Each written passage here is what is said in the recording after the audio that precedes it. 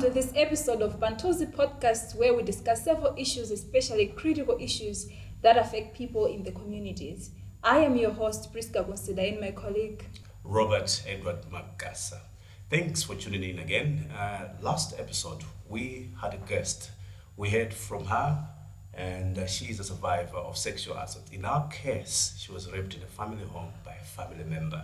And today, we're continuing on that conversation. My co-host, Priska, who is also the founder of Pamthuzi podcast, is brave enough today to share with us her story. But before I introduce you our expert of this episode, Priska, I know how hard this is, but please take us through your story. Oh, alright, so I think I was inspired by the story of our previous guest, where she showed how brave she is to actually come out to share her personal experiences. Okay, so I am a survivor of sexual assault. This is something that I haven't really shared, and I think this is probably the first time that I am coming out like publicly talking about it. I've shared about it maybe to like really close people. It's my therapist being one of them, but none of my family actually knows. So yeah, it's been that hard. So yeah, this happened to me about 7-8 years ago. In my case, unlike the previous guest who shared that they were sexually assaulted by a family member, I was sexually assaulted by somebody from the church community. Wow. Yeah. Okay. And I think that's one of the reasons that has made it hard for me, like, to actually talk about it, even shortly after it happened, because I was young at the time, so naive to the point that I thought that something like that can never happen to me, considering that I'm somebody who grew up in a Christian home, in a Christian community and all that. So like, I wasn't really aware of all these things that can possibly happen to a person and all that. I was so naive that I thought, like, I wouldn't think something like this would happen. Special card Malongo Bembele, right? Yes. So yeah, so the person who did that was somebody who I wouldn't say was so close to me, but somebody who was familiar, somebody who would go to church together, do things that were church related and all that. So like I said, I was naive, I was young, I was so innocent, I didn't think the world was so cruel. So I had like my trust levels like so high around this person and around every other person at that time. So when this happened, like, it was the last thing that I expected could happen to me, especially coming from this person. Before then, I had been hearing stories about rape, defilement, but then they were just like random stories. I couldn't put a face to those stories. They were just stories, they were just numbers until it happened to me. So when it happened, I was numb. I couldn't believe it. I was in denial for like a really long time. I didn't talk to anyone for years after that experience. So when it happened to me, like I said, I wasn't aware of like the kind of support that maybe was there for me. I didn't know where to go because, like I said, I had like zero knowledge, zero access to information, that kind of information. Considering that, like I said, I grew up in a church community. I came from a Christian home. It meant that we couldn't have like those kind of conversations. So I think that's one of the reasons why it made it hard for me to actually come out at that point and talk to anyone, because I didn't even know who to talk to. One. And I was so afraid of the judgment that comes with just being able to share that kind of story because at that point, in as much as I knew so little, but I knew that people who have maybe experienced that, they go through a certain discrimination, like there's so much victim blaming and victim shaming out there.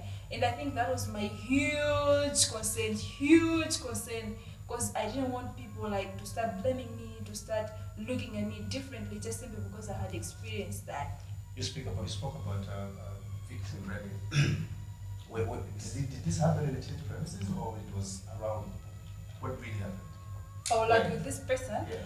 No, it wasn't really the church premises. I had actually, so this person actually invited me to their house.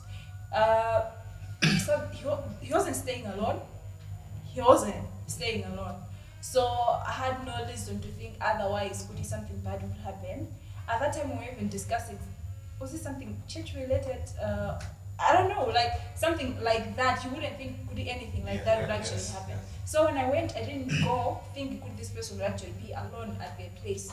I knew there would be other people. But then I got there and yeah, apparently he was alone. And yeah, that happened. I know it's hard to relive these moments. Yeah. Maybe I take you off a bit. Is this a deliver from an innocent girl? Yeah, so that's what I was saying, that I was in denial like for so long. I didn't accept that anything like that could ever happen to me. So I didn't talk to anyone because I didn't know who I could talk to. I know I have very supportive parents, a very supportive family. But again, this was something that I couldn't go to them about and tell them that I've just gone through this, because again, I was so afraid of like the blame that comes with it, the shaming that comes with it. In as much as maybe at that point I didn't think it would come from my parents, but then I was like, okay, it might come from like the same church community that I have been a victim of, would be the very same people that would be in the forefront, like judging me and all that, because we see it in like social media whatsoever. Every time my cases are rape and defilement, it's very rare and tradition will be to perpetrator. No. Remember, whatever the perpetrator has been arrested, yes. Now the conversation diverts now to the victim and this or the survivor to say, oh,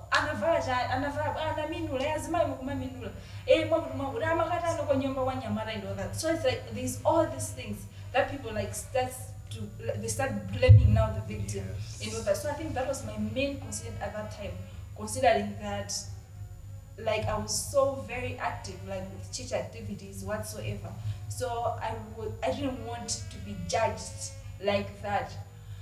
But I also didn't report it. I couldn't report it because again, reporting it meant like reliving the experience over and over again, because it meant retelling the story, what.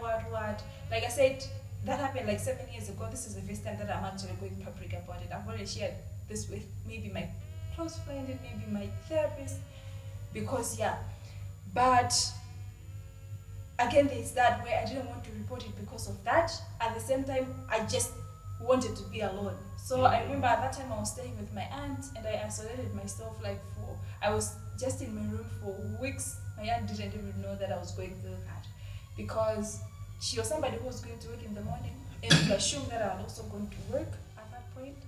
By the time she would be coming back, she would assume that, oh, I'm also back from work. But the whole time I was just locked in my room like that, because I couldn't talk to anyone. Because it was eating me up like that. But then I think that's the one incident that changed my perspective of how I look at the world and how I look at things. Until at that point, I wasn't an activist of anything. But considering that happened to me, somebody who was so innocent, I wouldn't think something like that would happen to me, made me realize that being a woman alone makes me vulnerable. Like it puts somebody in a very vulnerable situation, just being a woman. So I realized that something like that happened to me. It means that there are so many women out there who experience something like that. It doesn't matter whether you're educated or not. It doesn't matter whether you're poor, you're rich, whether you're fat, you're whatever. It can happen to you. And that realization was huge for me. And then I think that changed my perspective to say, I need to be a part of the fight against gender-based violence. I need to give a voice to women who are in my situation or might find themselves in a similar situation as well. So I think that's when my activism journey started, because after that I became very active in the activism spaces, especially when it comes to advocating for the rights of women and girls. So that was my experience. I think it's really sad that those that robbed us of our innocence are those that are really close to us. Mu story yako ndimena kwangitsa to become the woman you are now. It means you take the positive things out of it and become the voice that nobody else has. But how tough that was, because I'm sure after that process that had happened to you, panali zinto zimene zinasinta zimene umathongozuka usiku ndiuza feel less about yourself. Can you share deep on that one? Like the thing that really made you less of yourself, so that people should just not think is this happened then you can live a separate life. You have broke somebody and they'll never be the same again. And this, I would want just to hear from there, like what things changed, what confidence they took away from you. Denial was my first reaction. I was in denial for a really long time. I never talked about it, and it also changed. Apart from the positive part, the positive part, it also affected how I looked at people now, especially men. And I struggled with trust issues, like to get to a point where I could actually trust somebody again. And I think I still struggle with that up to now. And again, the other huge part for me was, okay, like I said, it took years for me to actually talk about this. I was in denial. And one thing that validated that this really happened to me was when this person, after 5 years, reached out to me. Okay. So they reached out to me after 5 years to apologize for what they did to me. And I think that was the hardest part for me. It was so hard than the actual thing, because that single act of them apologizing to me validated that this really happened to me. Because I was in denial for 5 years. I thought it was all in my head. I thought it never really happened to me. I tried to convince myself that no, that wasn't real, no, that I imagined everything. I created that up until this person now came forward after 5 years to ask for my forgiveness. And I remember I cried so hard that day, because it just validated that I wasn't imagining it. It really happened to me and all that. So I think that was really hard, and that was one of the things that really triggered maybe my depression. I think I went into depression after that, not shortly after that, but that was one of the triggers.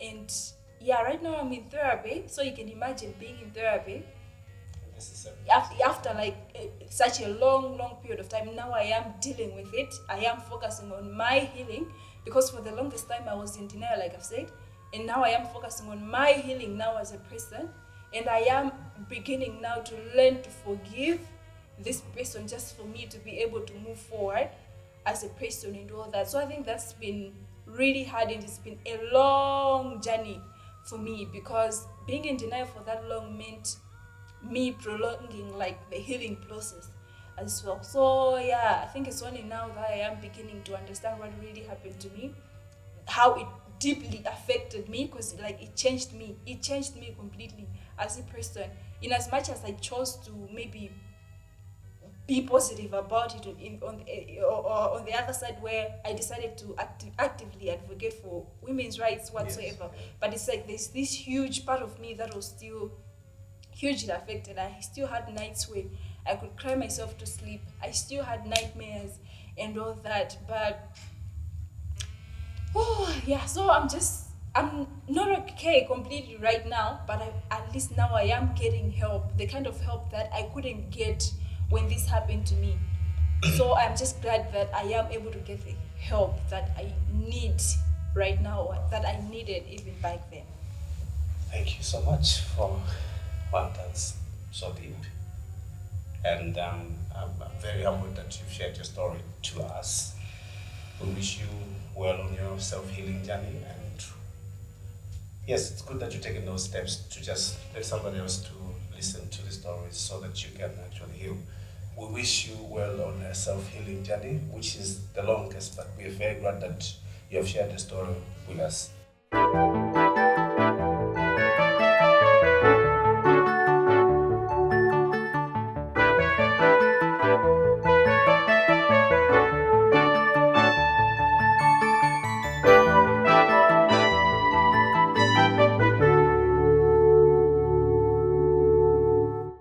Today, we are also joined by a doctor. I'm Dr. Francis Makia. I work in Mwanza as a district medical officer. I have interests in sexual and reproductive health and rights. Thank you. Episode yathu yathatha ndi guest yu ndi rape survivor. Adali kugamba ndithu nkhani yake imene inathaso kumpanga motivate my co-host to also share her story. From your perspective, why do you think sexual assault cases persist? Thank you, Robert, for the question. When we talk about issues of sexual abuse, these are complex issues.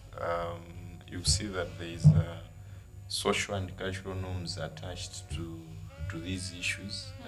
The way society views a woman, somehow society, there is this negative masculinity which really, affects how society approaches these issues. In society, nthawi zambiri tikamakhala anthu mene amamuonera nsikana kapena nzimayi mzaona kuti zimazakhala kuti akakhala kuti wachitikiridwa zinthu zija amayamba kufunsa mafunso ambirimbiri amene anakambira Priska kuti amafunsa anavala chani, amatani nthawi imeneyi, amakayenda njira imene ifuwa chani. Ndebe zimapeza kuti zimene zikupangisa kuti anthu zikachitikira azivutika kuti abwere poyera chifukwa kuti society ikuwapanga blame kwambiri. Komanso you kuti zinthu zina zomwe zikumapangisa ndi imene ma systems athu alili malamulo athu. Of course pano pati kubeni malamulo okuti anaonjezeredwa kuti munthu akati kawagwiridwa tizitani komano ma policies mtakona kuti ndosakwanira kweni. Chinaso tikamakamba za ma systems omwewo fuwa tukayang'ana kuti munthu ngati wapeza vutoli pali ma system okuti apeze chithandizo bwinobwino inde zina zilipo kuti apita ku chipatala, apita ku polisi, apita ku social, kenako apita soka ku court. Komano tikuyang'ananso kuti kodi izizi ndizopezeka motani zilipo kuti munthu azitha kumfikira ma services aja. Muona kuti maboma ambiri alibe malo timati achikwanekwane one stop centers kokuti munthu uja ngati zamuonekera athe kupeza chithandizo ichi mosavutikira zonse azipeze pamodzi. Ndezimene zibebe na zimapeza kuti zikubweresa mavuto kuti munthu akathe kupeza yani upangiro oyenerera. Muthaso kuona kuti kwathu kuno forensic science sinafike kuti kaya munthu wagwiriridwa tikathe kutenga ma sample a forensic kuti tipite tikaone kuti uyu tu DNA ndi yawo. Zimenezo sitinafikepo kwenikweni. Koma of course apolisi akumaphunzisidwa ku University of Malawi kupanga kuli kumwe kuja kuli maphunziro a forensic anayambapo ndi mwina ndi njira imodzi yokuti tikathe kupitisa pasogolo kadawu lofufuza. Komanso china mzaona kuti nkhani za sexual abuse zimazavuta kuti pena family imaona kuti amene nkhani zilili zikatuluka kunjawo zimveka bwanji kuti mwana wathu anagwiriridwa ndoti mwina mwana uchisazapeza banja chani zivuta amene tingamakhalire ndi anthu ena. So you see kuti family just the way it handles the issue it affects how people can come out and mwina so outcome ya nkhani iji. Komanso pena munthu uja eket ndi imene zinthu zimapangidwira hando amangono ine izi zinengozisunga alesasa zaziweso zinachitika basi. nde munthu akuonabe kuti chifukwa cha zinthu zingapo mpeza kuti makesi a sexual abuse akutani akupitirirabe. Komanso kungonjezera muona kuti ma institutions ambiri mulibemo mapolisi on these issues, kuti munthu akuyamba ntchito amene aziwunikiridwa kuti pamuzi panotu sizomango agwira anthu kaya kupeza kuti msikana wamgwira sisi kaya kumgwira pachifuwa zimene zija nde pamene kuti pakhale ndondomeko zimene zija especially makampani kuti munthu even kamayamba ntchito you should go through safeguarding kuti uziziwa kuti ichi ndikachinena ndi sexual harassment, ndikatero ndikagwirisa ntchito position yanga kugonana ndi wantchito nzanga ndikuti ndampanga chani, ndampanga exploit and all that. So zimene kuti zimene zizibwera kuyera kwambiri kuti ntchitidwe umene uchepa. You spoke about forensic science as a service. What available services do our survivors have in our hospitals in Malawi? Okay. So at the moment, all survivors, when they go to the hospital, they are helped. So most importantly, sometimes you may see that they sustain some trauma, so you have to deal with that. Also, if there was, sexual penetration, then you're looking at, HIV prevention. So you have to give post-exposure prophylaxis. You want to prevent other STIs, so you also give medication for that. And most importantly, you also have to prevent pregnancies from the abuse, so you cover them on emergency contraceptives. And you also offer, psychotherapy and all that. So there is this concept that we call one-stop center or kujikwani-kwani. Okay. So zipatala zina zili nazo ngati zipatala zazikulu zonse zili ndi masenta achikwani-kwani. Zipatala zina ma district muzili nazo ngati Nsanje ali ndi center achikwani-kwani, Machinga, Dowa, Nchisi, Nkata, Benzimba kuli masenta okhazikika achikwani-kwani. Koma zipatala zinaso zikumalimbikitsidwa kuti pakhale masenta achikwani-kwani. Ndio kuti kumene kuja kuzikhala kuli wachipatala, kuli wa polisi, kuli counselor, kuli wa social service, kuli munthu uja asaende kwambiri. Ndio akafika ngati kukwinzi kuja angolowa building imodzi chiliyonse chichitike kumene kuja, ndio wa polisi alemba statement so kumene kuja chithandizo chonse alandire kumene kuja, kusiyana ndi kuti apite ngati kukwinzi alandire treatment kenako abwere pawenera kuti azalembedwe statement. Munthu akuonabe kuti zimakhala zokuti ndifake kunabwera ma one stop center aja kuti munthu for amakhaso kuti is going through a lot, ali mu distress and all that, akufunika kuti munthu uja zinthu azipeze mosavutikira pamene kuti aende maofesi osiyana-siyana zimakhala zovuta. Ndifake maboma onse panopa malimbikitsidwa ndi chipatala muja pakhale pekakuona kenakake pakhale kuti pali chikwani-kwani. Okay, Doc. So you've explained more about the services that are readily available there for survivors, but then I wanted to understand that what are some of the long-term and short-term maybe effects, my survivors gender-based violence, in this case sexual assault, amakumana now. Because I understand in my case I mentioned about maybe I am in therapy now, considering this is something that happened like so many years ago. So I wanted to understand what else is there, what else can somebody go through who has experienced that. Okay, so my survivors sexual abuse mzaona kuti munthawi yomwe ijet mu short term pamakhala issues oti mwina wavulazidwa ndio kuti trauma ija wavulazidwa amatoka oti mwina ali pa risk kuti athawasidwa HIV, STIs, mimba zimezi zimakhala ndi immediate issues to be addressed. Komanso anthu nthawi zambiri amakhala kuti ali mu shock, ali distressed, ali very anxious. So zimezi zimakhala kuti in pompo zikuchitika. In the long term wapezotena be mwina ana ali ndi zipyera ajani and then ambiri amazakhala no emotionally, disturbed, kuti pamakhala trust issues. They can't trust anyone. They can't form, relationships. They have trust issues.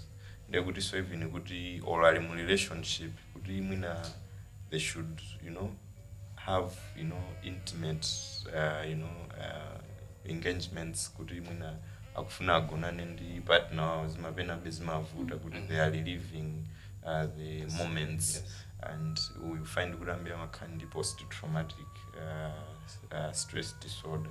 Ndebe zimakhala bezovuta kuti munthu zitoka zinaitira kale koma nochifoti emotionally zinampanga disturb and amakhangara kukhala be in the same moments. Nchifake so mwina nthawi zinapanopa muzaona nthawi zambiri kuti munthu abwere poyera or nkhani njeka makambidwa kaya kukhoti kachani pena bezimakhala zovuta kuti munthu uja azaberekere umboni pa nthawi imeneyi.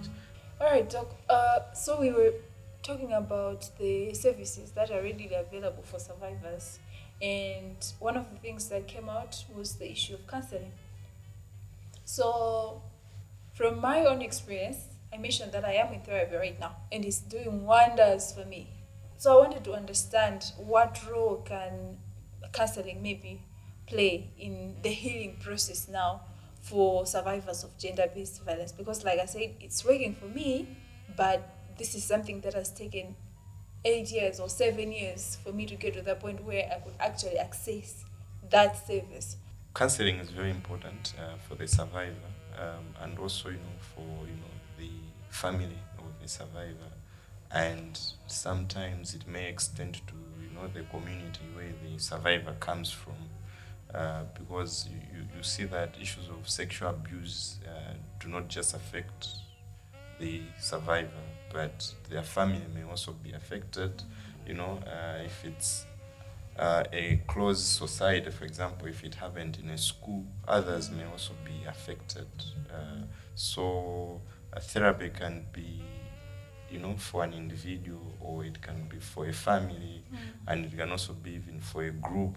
For example, if it happened to a school-going, young person, then you may want to also consider counseling, his or her peers, because somehow, everyone is affected, because sexual abuse is, something that is bad, and it changes people's lives. So now, when someone has gone through that, it's very important that we take them through counseling. They should be counseled. So it has to be in the short term, medium term, and long term, because there are some things that you can't achieve just by in the short term. So it has to be an ongoing process, making sure that you are addressing all the concerns from the survivor, and if need be, also counseling the family, because sometimes it happens that someone is raped in the presence of their family members. If it's maybe a gang of thieves and all that, it has happened before. So the most important thing to realize is that counseling services are available in Malawi. All the hospitals can offer counseling services, but also social services. They have expertise. The social workers, they can offer counseling, and even the police, the victim support unit, they can also offer counseling. We need to destigmatize our services so that people are able to know that if I'm in this situation, I can find help. Not everyone is brave enough to show their face and face a counselor. Thank you so much, Doctor, for your views. They were very insightful. And thank you so much for being brave enough to share your story. Mugolesa nkhani zizi ndi nkhani zoti zindiphi kwambiri zochita kupatsa tengenenge to talk about them. These are stories that come from our dark spaces and our comfortable spaces. Until then, keep on tuning to Pamthuzi podcast. You are with me, your usual host, Robert Edward Magasa, and my co-host, Priska Kunzita. Stay safe and take care.